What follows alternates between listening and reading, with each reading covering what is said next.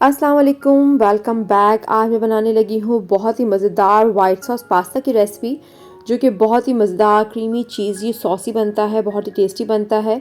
तो चलें इसे बनाना शुरू करते हैं। सबसे पहले इसको बनाने के लिए मैंने यहाँ पर एक सॉस पैन ले लिया और उसमें 2 लीटर पानी शामिल करके इसको उबलने के लिए रख दिया है। साथ ही उसमें पानी मैंने शामिल कर दिया है 1 चमचा नमक और 1 चमचा तेल।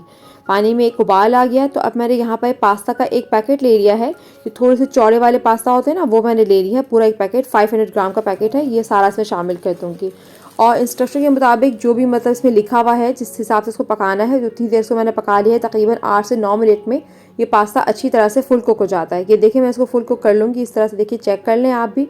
और यहाँ पे पास्ता डन है। अब इसको मैं स्ट्रेन कर लूँगी। स्ट्रे में डालने के बाद पास्ता को ठंडे पानी से मैंने अच्छी तरह से वॉश कर लिया ताकि इसका जो कुकिंग प्रोसेस है वो रुक जाए। और साथ ही यहाँ पे मैंने इसमें 2 चमचा तेल शामिल कर दिया है ताकि ये आपस में चिपके नहीं और खिले खिले रहें।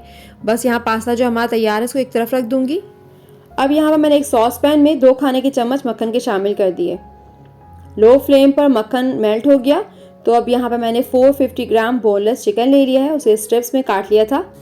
चिकन को मक्खन में शामिल कर दिया। साथ में थोड़े से खुश्क मसाले शामिल किए।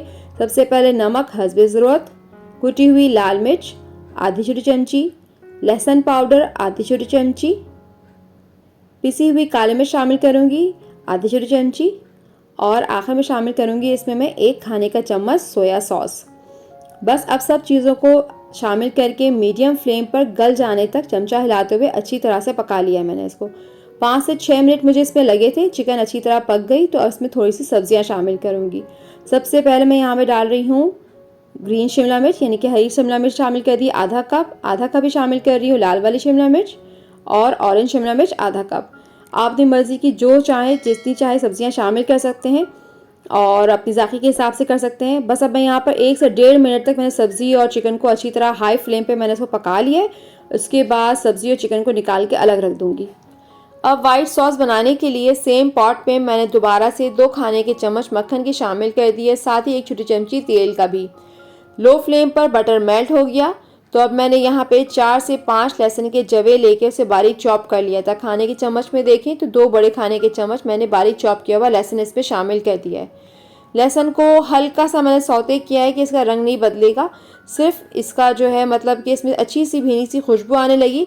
तो अब मैंने यहाँ पे 2 बड़े खाने के चम्मच जो है मैदा का ले लिया है वो उसे शामिल कर दूंगी। 3 से 4 मिनट तक मक्खन और मैदे को लगातार मिक्स करते हुए पका लेना है कि मैदे में से सौंधी सी खुशबू आने लगे और मैदे का जो कच्चापन है वो दूर हो जाए। मीडियम टू लो फ्लेम पर मैदे की मक्खन के साथ भुनाई कर रही हूँ। हल्का सा इसका रंग चेंज हो गया है।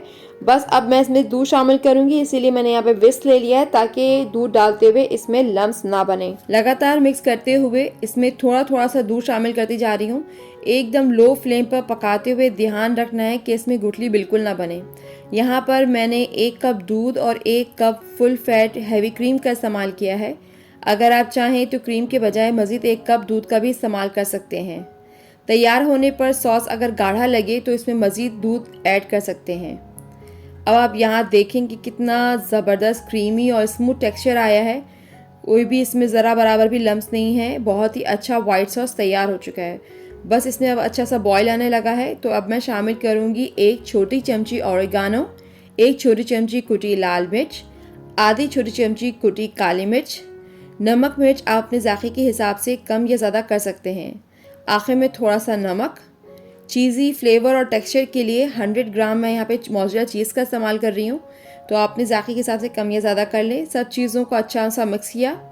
लो फ्लेम पर चीज़ को मेल्ट होने दिया।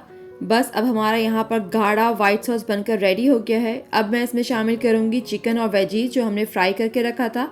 साथ में इसमें मैं बॉइल्ड पास्ता भी शामिल कर दूँगी। पास्ता जो है वो एक साथ पूरा शामिल नहीं करना, बल्कि थोड़ा थोड़ा सा डालते जाना है और मिक्स करते जाना है। इस टाइम पर अगर आपको सॉस गाढ़ा लगी तो दूध या पानी का इजाफा कर सकते हैं। मैं यहाँ पर आधा कप दूध शामिल कर रही हूँ ताकि इसकी मिक्सिंग जो है वो आसानी से हो जाए। बस अब सब चीज़ों को अच्छा सा मिक्स करूँगी और फिर आपको पास्ता को सर्व करके दिखाऊंगी। पास्ता को प्लेट में सर्व कर दिया और ऊपर से आखिर में बची हुई कुछ चिकन और वेजीज डाल के उसे डेकोरेट किया है। थोड़ी सी मैंने यहाँ पर 1 पिंच जो है वो ड्राइड पास्ते और चिली फ्लेक्स से इसको डेकोरेट भी किया है। बस अब हमारा यहाँ पर चीज़ी क्रीमी सॉस में डूबा हुआ वाइट चिकन पास्ता सॉस जो है वो बिल्कुल रेडी है। उम्मीद करती हूँ कि आपको आज की रेसिपी ज़रूर पसंद आई होगी। अगर पसंद आती है तो लाइक करें, शेयर करें। चैनल पे अगर नए हैं तो चैनल को सब्सक्राइब करना मत भूलें। Thanks for watching. अल्लाह हाफिज़।